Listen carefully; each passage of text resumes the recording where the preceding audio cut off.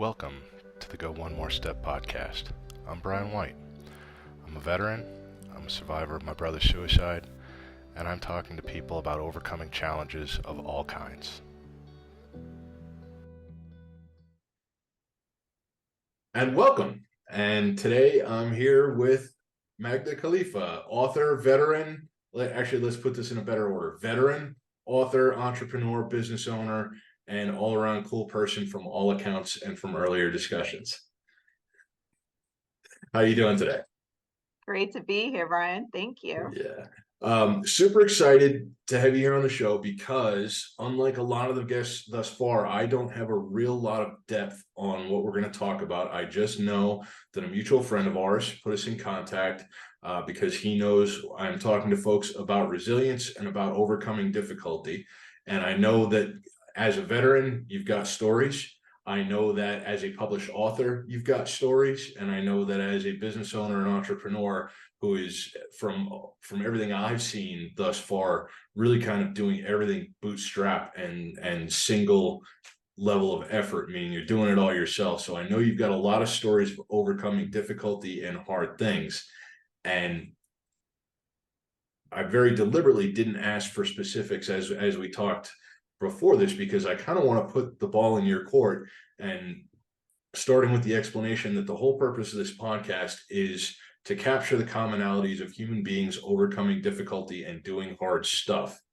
And from there, just let you kind of riff on what you think the challenges are you have overcome, are facing, and are working through every day. Absolutely. Yeah. No, it's life would be boring if it was simple and easy. That's for sure. Amen to that. Yes. So grateful for the problems we do have. Mm-hmm. Yeah. So we talk about resilience and about overcoming difficulty. And because of that, a lot of my guests who have volunteered have been because they face some kind of significant trauma in their lives. And that can be very broadly defined. I've talked to everything from single parents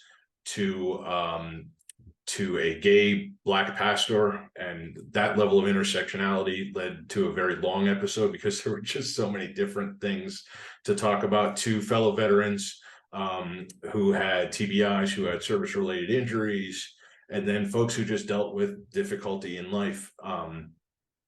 From your time in the service, do you look back and see any difficulties or issues that you personally had to overcome? Yeah, absolutely. I do believe every veteran has gone through something that, changes them. And, you could throw the label traumatic onto that. Because it's a very broad term, of course. But we all, as people, go through some sort of trauma in life. And that's not necessarily a bad thing. It's Right. how we go from it, how, does it define us? How we learn to overcome it based on our thinking and experience as well, because it is possible to go through multiple traumas, so Right. so here's the thing. I think we all have the aptitude to be resilient. And the thing is, if we don't know that we have the tools to overcome whatever your trauma is, and I say that, loosely, quote unquote, trauma, because one person's trauma may not be traumatic to somebody else's. Sure. So, and of course, we have to be respectful to the concept that people handle things differently. So it's better to speak about the tools and the focus, the mindset to deal with getting control of something that could be defined as traumatic, so that it doesn't control you.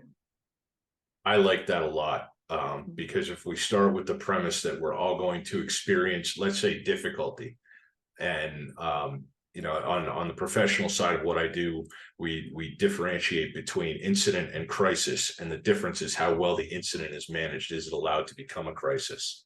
And so then, by a similar logic, starting with the right tools and starting with the right mindset, do we let difficulties become traumas? And of course, there are some that are going to be traumatic no matter what.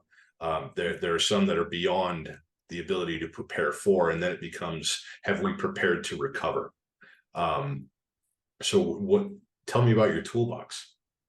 Yeah. So first I'll say, the most traumatic thing I have experienced in my life, which still haunts me on some levels, right, was being present in the New York City area during September 11th, Yeah. 2001. So 22 years ago.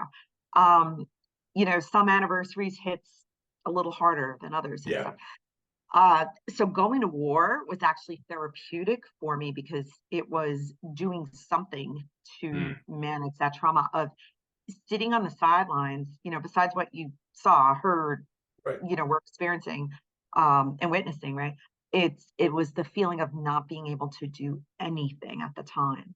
And that sucked. So that's when I decided to enlist and join and serve. And, now I've had, like most other people, personal traumas throughout life, Sure. but I will say the one that I think that the most traumatic experience I had was being witness to a very horrible attack on America and a part of our history. So Yeah. that being said, I don't let it control me. I recognize that, at times, you go through the whole spectrum, not just on anniversaries, um, but again, it's that recognition and the fact that I could sleep well at night knowing that I did my part, Right. regardless of anything that, has come out since anything behind that act that day. I know I did my part. I did my part and I sleep well at night, so that part, has helped me, deal with it. Yeah. But yeah, it is still tough sometimes. I mean, we're just on the heels of an anniversary, so like Yeah. obviously, so while we're doing this interview, so yes, so that definitely was the trauma in my life that it served as a catalyst. But I can look at it this way too. It served as a catalyst where I was living an otherwise normal life because I, witnessed this and experienced this, and I made a choice to take action and do something. It set me off in a different trajectory in life, good and bad. Right. So it made me who I am as a person, So I don't live with regrets because I'm an action taker. If something's bothering me, I take action. I do something. And I think that's the most important tool that a person can do rather than to sit and sulk, sit and feel sorry for themselves, sit and, I mean, there was a period of time right when it happened. I mean, I was literally frozen. I was married at the time. We were, we could barely eat. It was just so overwhelming. Obviously, that passed, but it's shock, Yeah. that's normal. You go through something like that.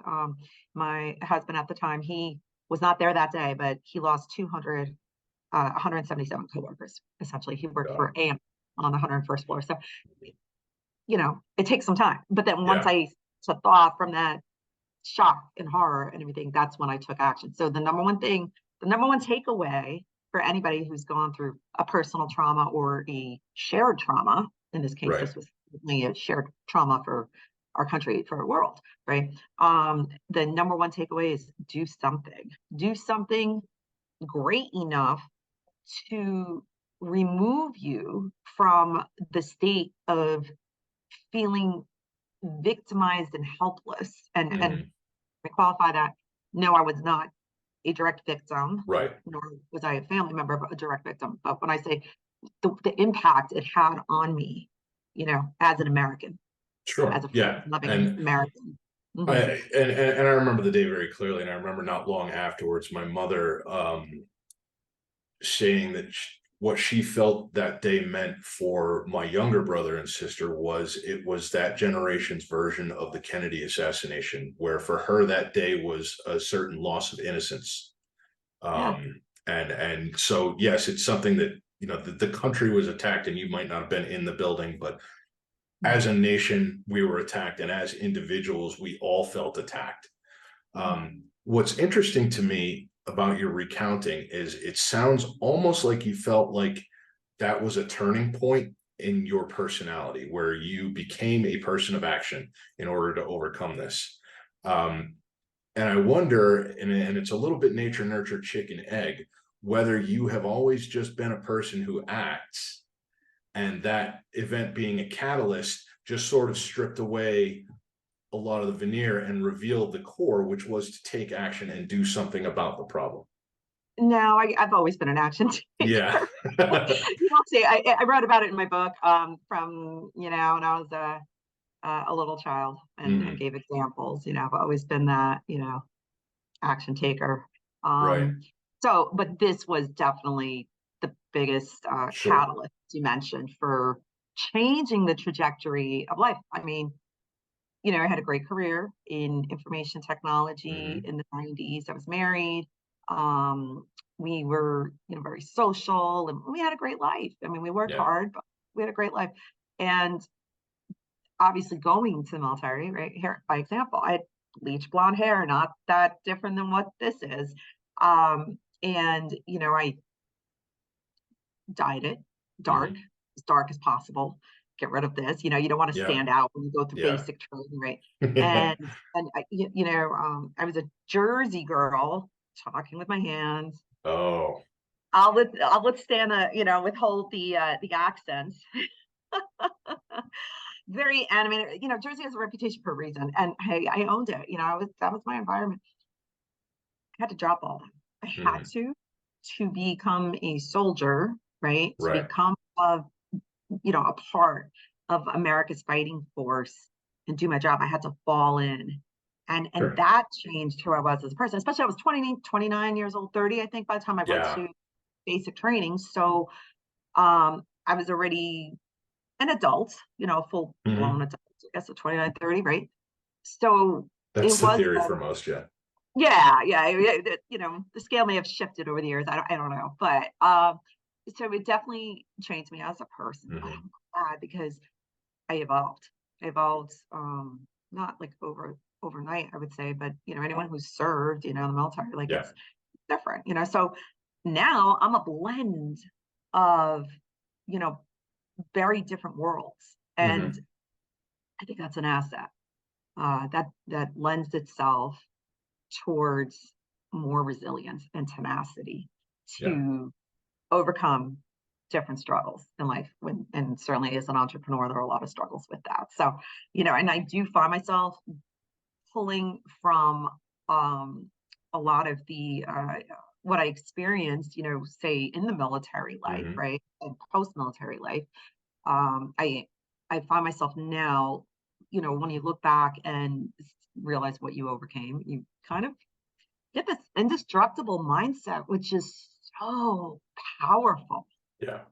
And you find yourself, your threshold has deepened so much. You're able to do so much more because you have that confidence in yourself that, hey, I've been through worse. There's context. There's context, So a little bit crazy, sure. It was,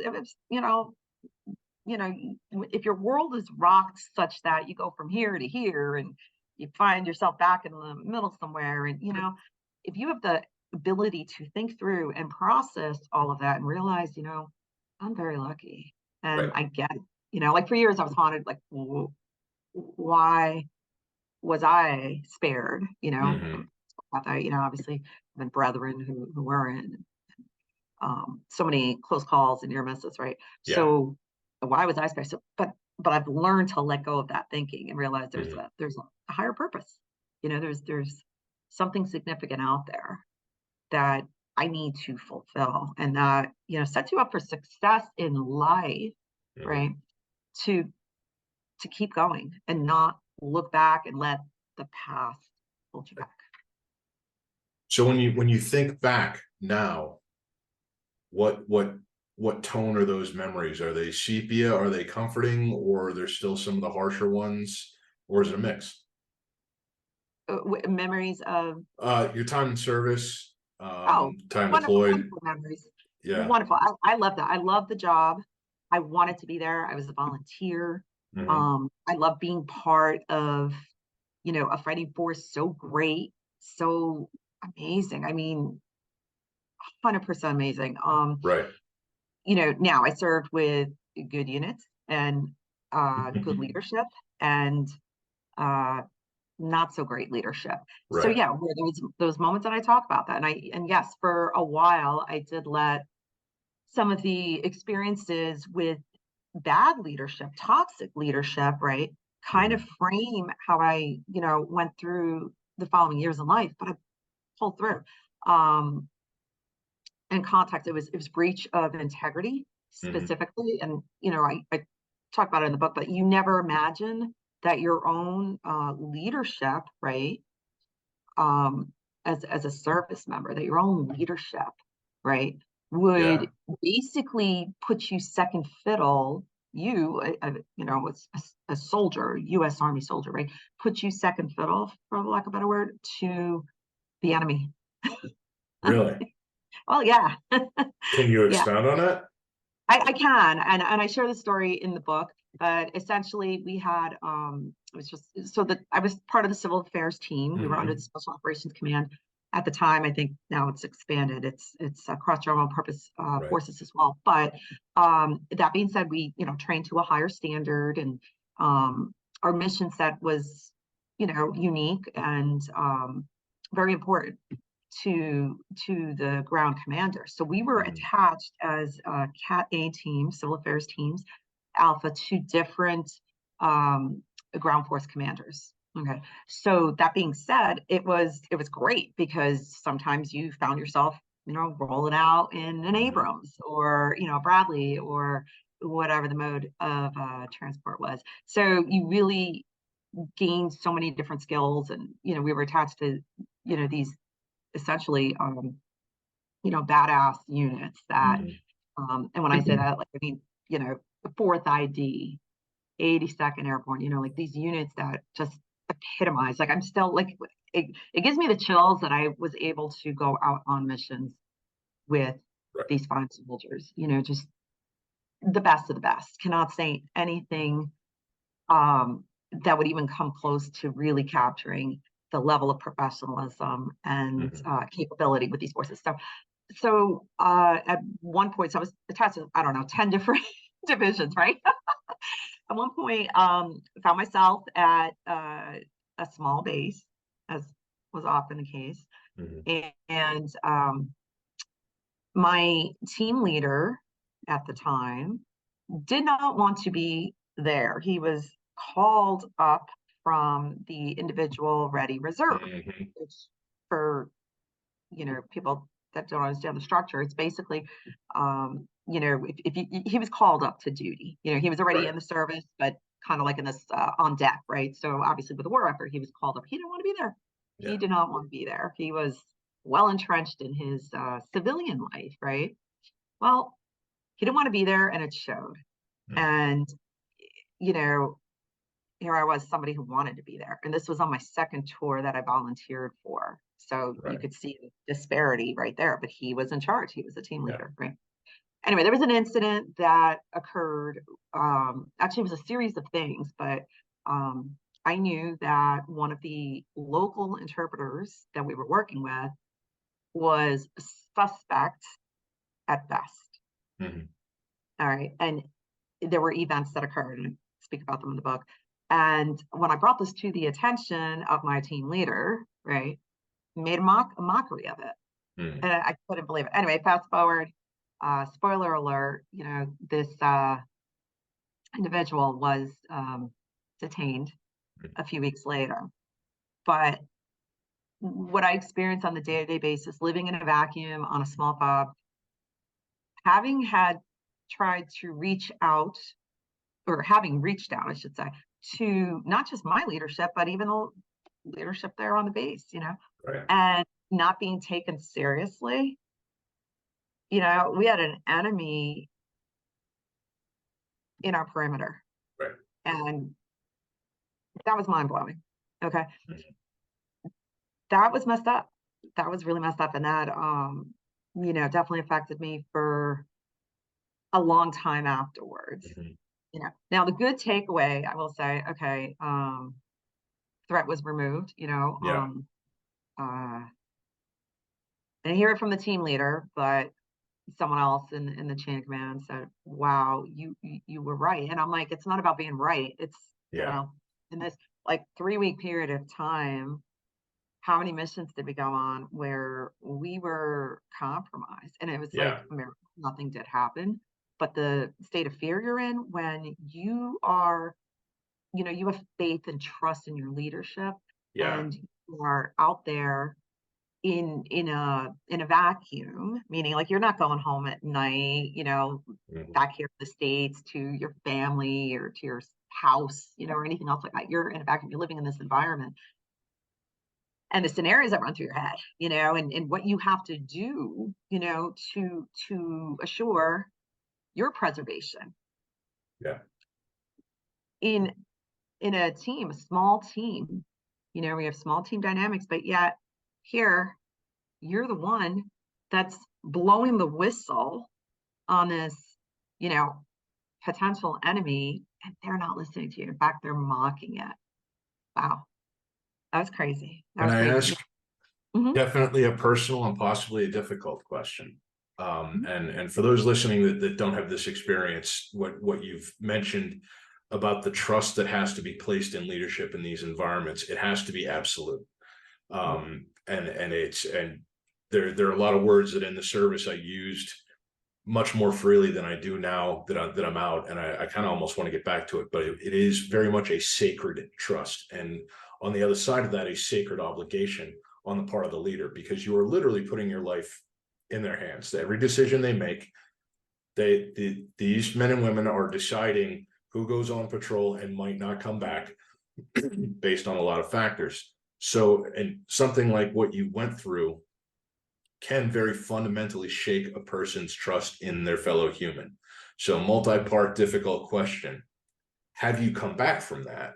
And if so, what tools did you use to come back from that very like bedrock level betrayal?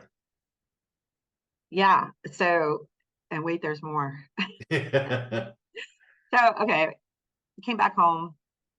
There were there were concrete worse things that happened in the weeks right before returning home, because that was Right. during the surge period, right? Yeah. And the loss of our brethren. And I do speak about that in the book. I mean, that's something, and then also too with the rotation, like I'll just explain it. I have to remember, for say civilians, people who are never in the military, the type of unit I had, we were, inserted in the middle of, say, a larger unit's tour, and then we were removed back to the States in the middle of Right. a different unit's tour. So, you have feelings of, I want to stay, but obviously that's not up to you, right? You Yeah. want to stay and finish out the mission with the people that you're attached to, right? So getting plucked, and sent back home, and then literally, going through the administrative few days when you return, and sitting Right. in the trailer and seeing, CNN on the little television screen, Yeah. and seeing that a VBID, a truck bomb, right, went off and killed numerous members. And they didn't identify the unit, but they Yeah. gave the general location. You knew those were the people Yeah. you're just out And there you were with. there. Yeah.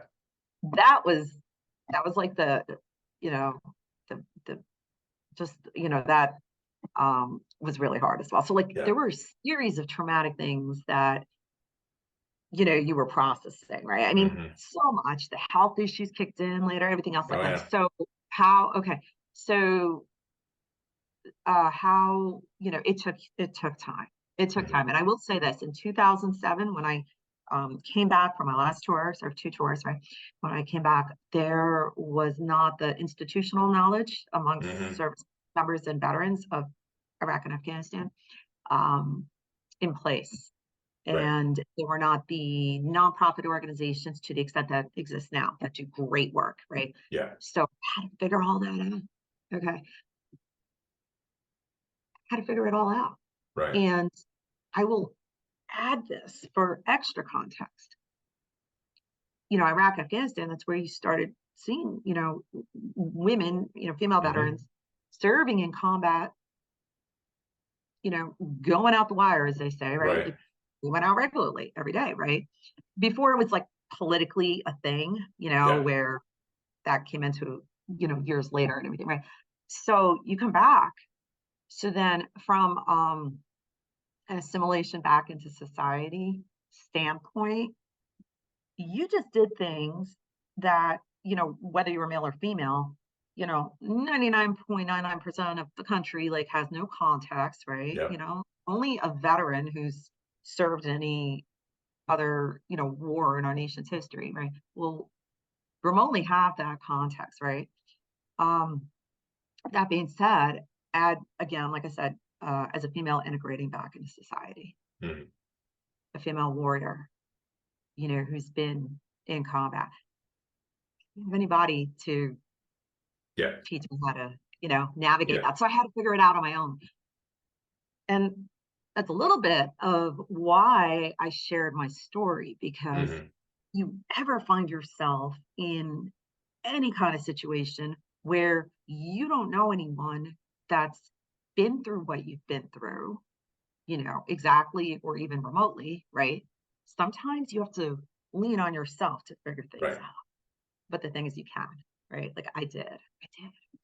And so, I'm appreciative for, gracious hosts like yourself who allowed me to share this in an oral context, because I believe there's value that it will serve. Not everybody's Yeah. going to read the book, or, not everything comes out in the book. I mean, I had to trim it down. I didn't want it to be, monster size volume, right? Sure.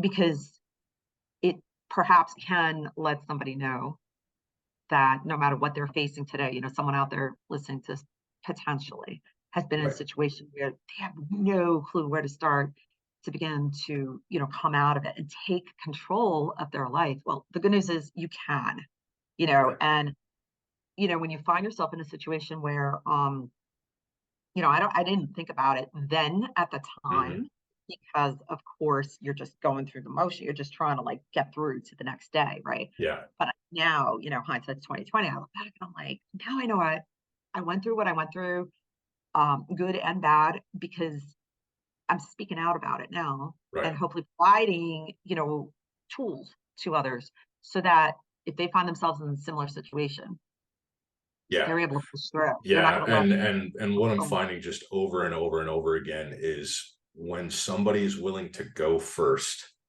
so many others then will follow that lead and open up and be just a little bit vulnerable and ask for help, or just put themselves out there and start telling the tale and take a step toward that healing and that catharsis. So what you're doing with the book and every opportunity you get on a channel like this is almost certainly beneficial to you, but absolutely beneficial and critical to somebody who might be right on that tipping point. Do I talk about it? Do I reach out or not? The answer is yes, and you can.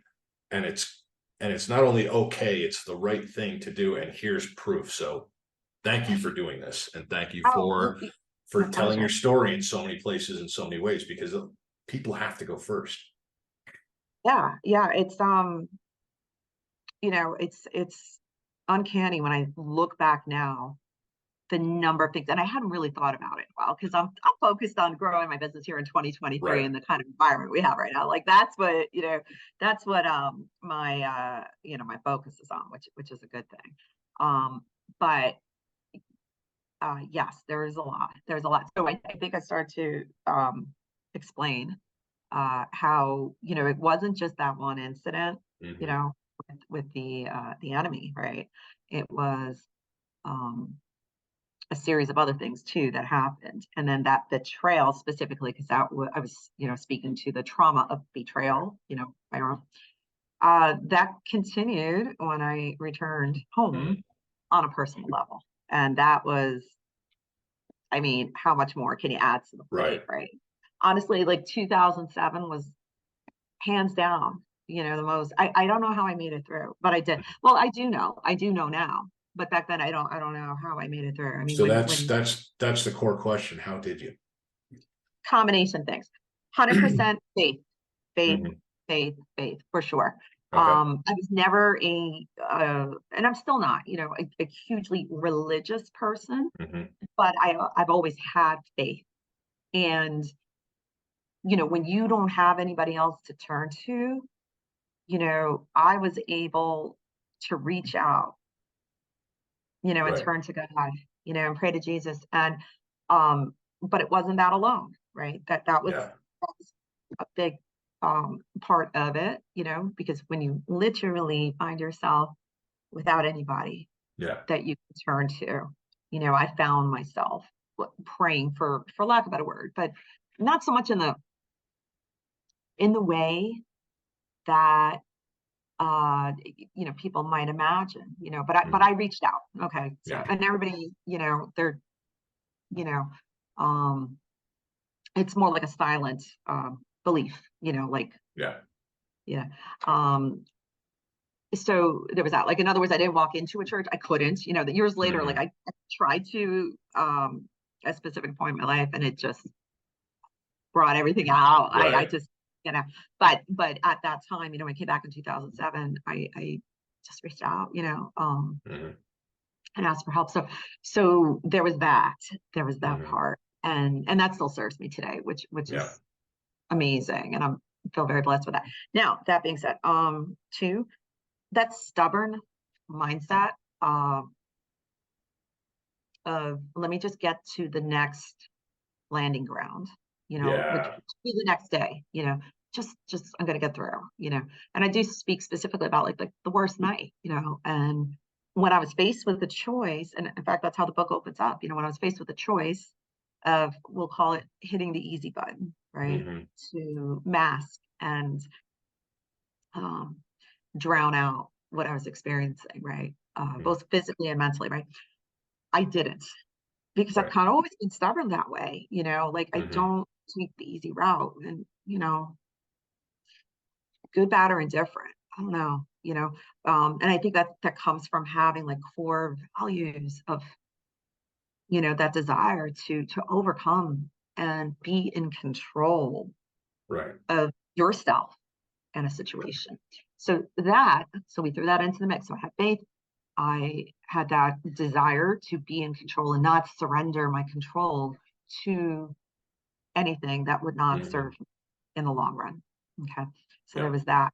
And then over time, not immediately, certainly not immediately, but so that was 2007. So I'd say about 4.5 years later, that's when I discovered the whole health component of basically, doing things that, we weren't taught, that there wasn't a lot of knowledge about, like there is today, right? And eliminating things that were bad, that, even within like diet, for instance, that, were good, I mean, it was just a different way of thinking back then, right? So the combination of those things, right, helped me, but it was not an overnight process, and I, in the book, I actually introduced this concept called freedom triangle, and it's based on 3 tenets: time freedom, health freedom, and mind freedom.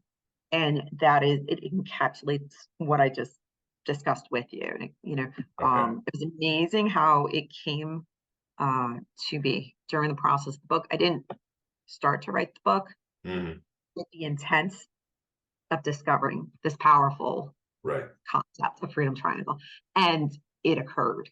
And I thought, wow, you know what? Why not share it real time how it occurred?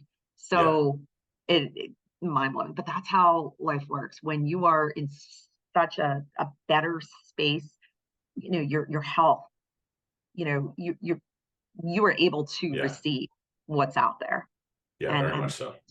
And that's why I shared it with others, to help them, apply even just one of those concepts to their life, right? So it was a long journey, a very long journey, a decade, I would argue that it's probably still ongoing. It's ongoing in the sense that I am able now to, I'm in a good space now, so I'm able to grow from that and move from, success in life, right? When we say success, people think, oh, financial success. No, it has nothing to do with that.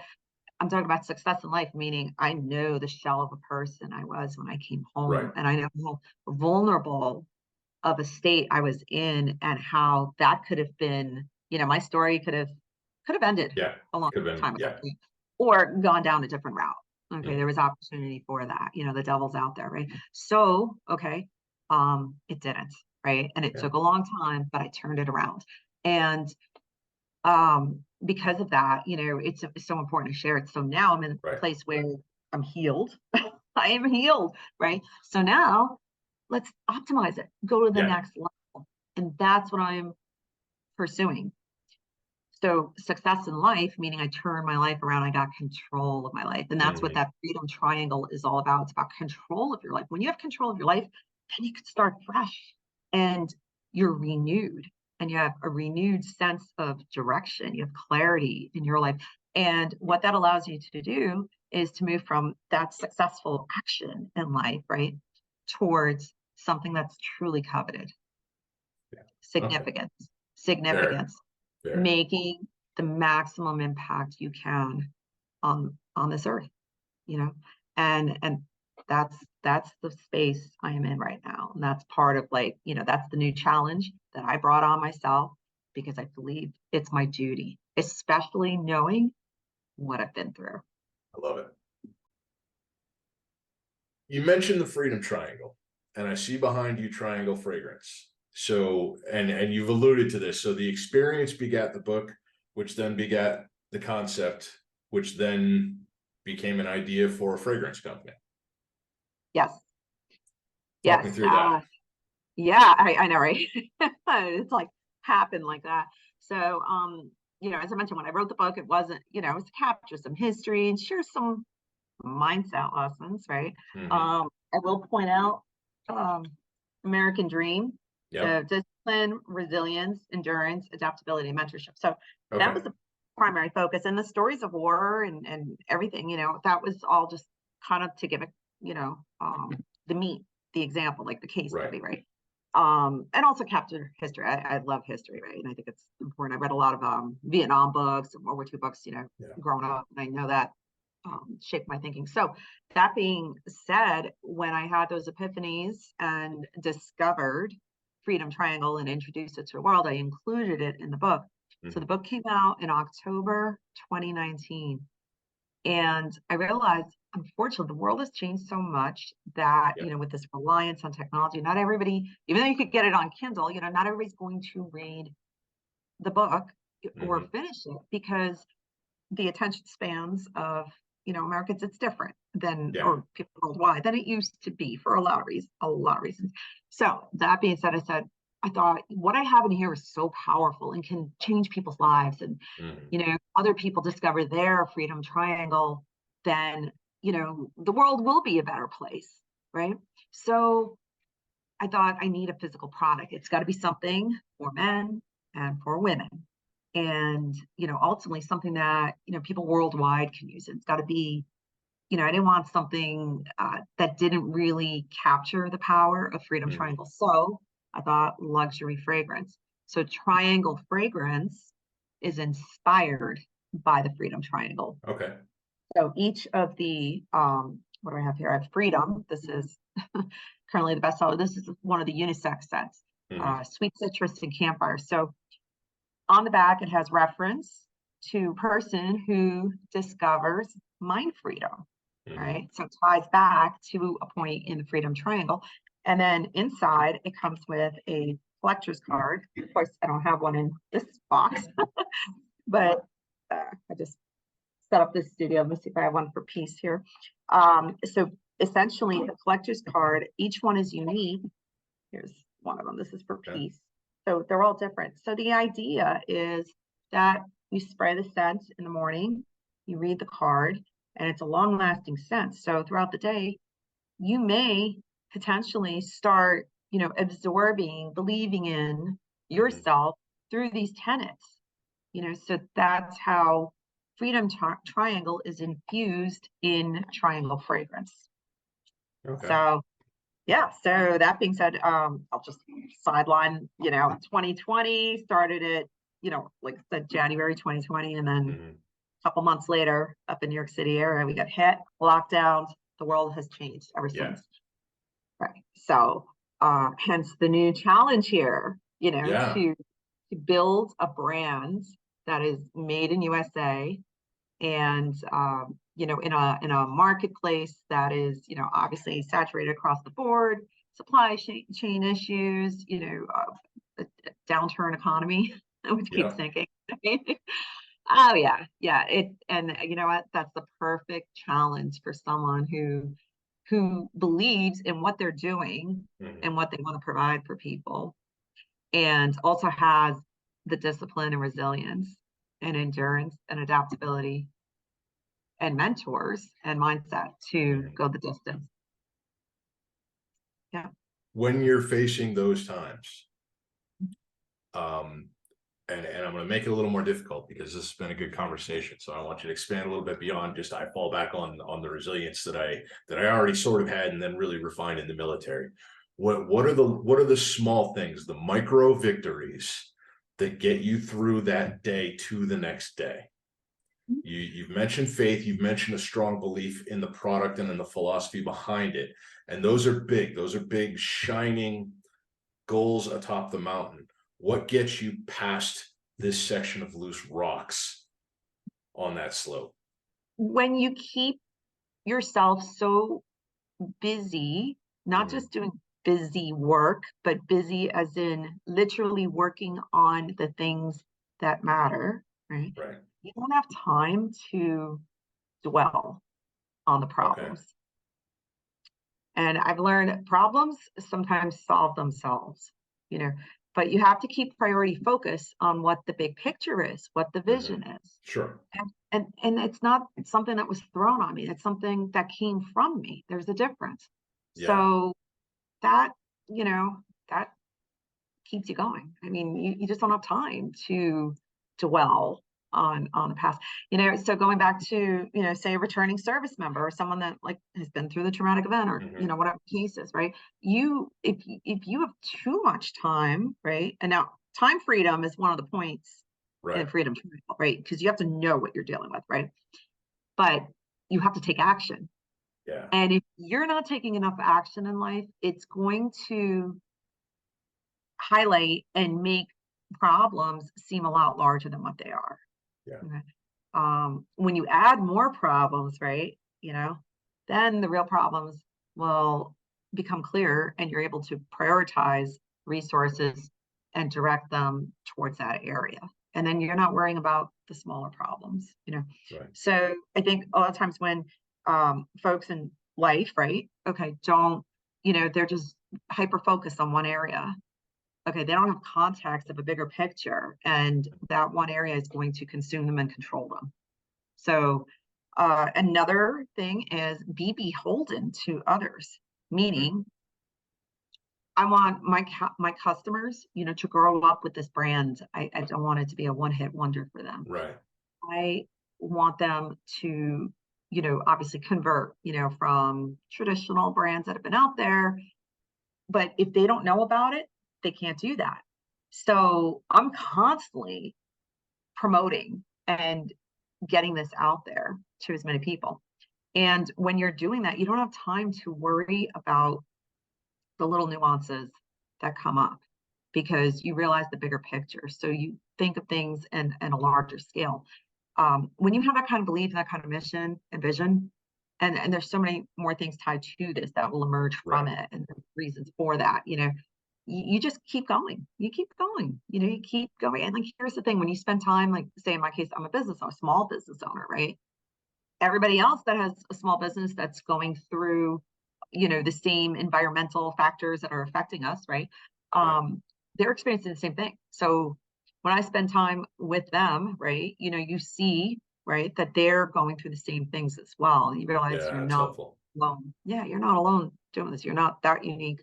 So, and then mentors, of course, mentorship, huge. Mentors keep you dialed in, the proper mentors, the right kind of mentors. When you look at people who've achieved what you want to achieve, say in life, it could be a physical training coach or whatever it is, or, a business mentor, right? If they've achieved or overachieved what you are trying to achieve, right? So that's the kind of person you'd want to listen to, someone who's done it, who's been through the trenches, right?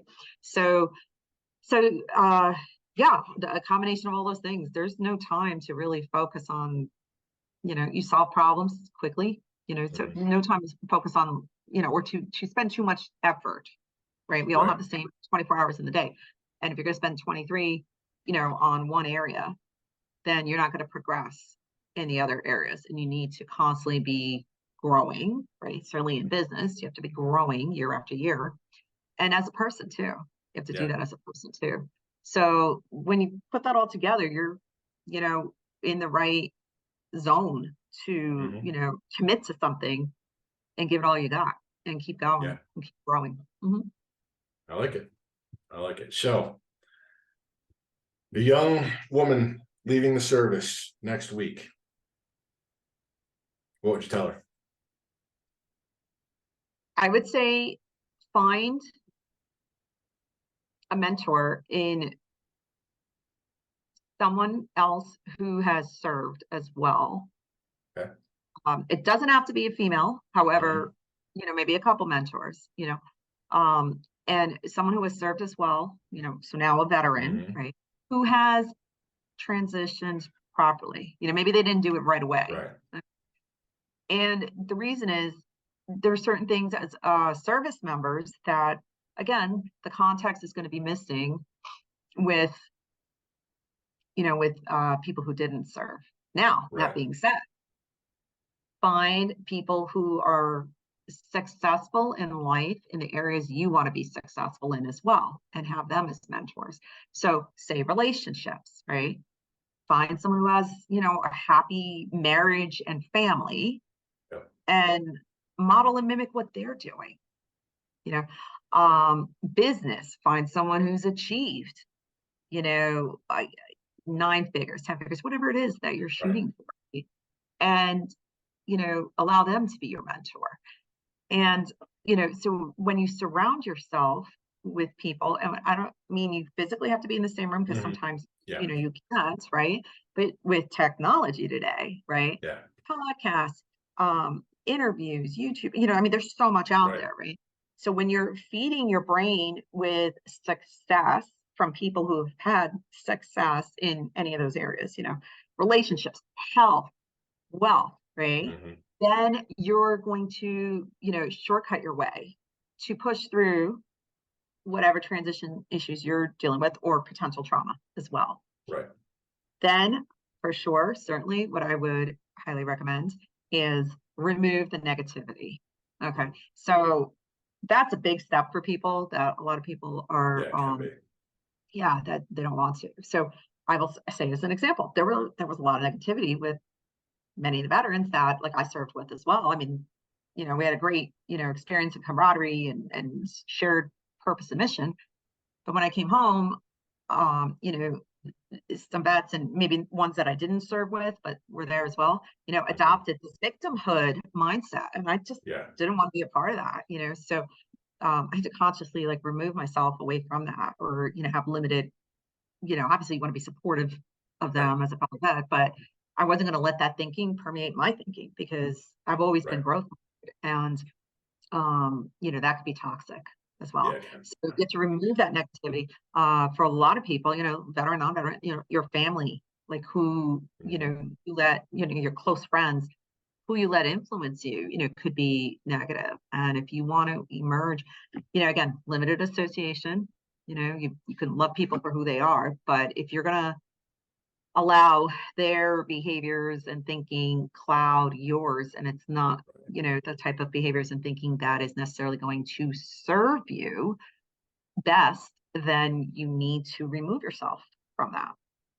So the combination of all those things, I think, can set someone up for quicker success in transitioning, and transitioning through, one realm of life to, another dynamic, say veteran to civilian again, or whatever the case is, right?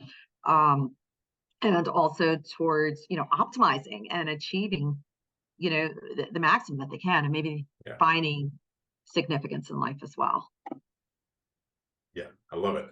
So Triangle Fragrance, based on your self-discovery during the drafting of American Dream. And give me the acronym one more time. American Dream. So dream is discipline, resilience, endurance, adaptability, and mentorship. I love it. To succeed and win in life. Thank you. I love it. And I love how the first four make you think that it's going to be entirely intrinsic, but it also recognizes the power of that external influence. And the power that it can have. Yeah. You want to have control of your life. You want to have control of your life. That's really what it comes down to. Yeah. And if you're letting others, don't let others control you. Yeah. Yeah. Thank you so much. This has been fantastic. It is incredibly important to hear these stories and to share them and to get as many people watching and hearing and seeing them as we can. So thank you for your time and thank you for your willingness to tell the story. And it was a tough one over and over and over again. And I'm going to check it out and check out those unisex fragrances. I only have already too many colognes, but that's okay. We'll give them a look. Thank you, Brian. I really appreciate sharing this with you and just appreciate the opportunity to hopefully serve others. Yeah. I hope it helps somebody else because that really is the end goal. That's what it's all about. Yeah. Thanks. Thank you.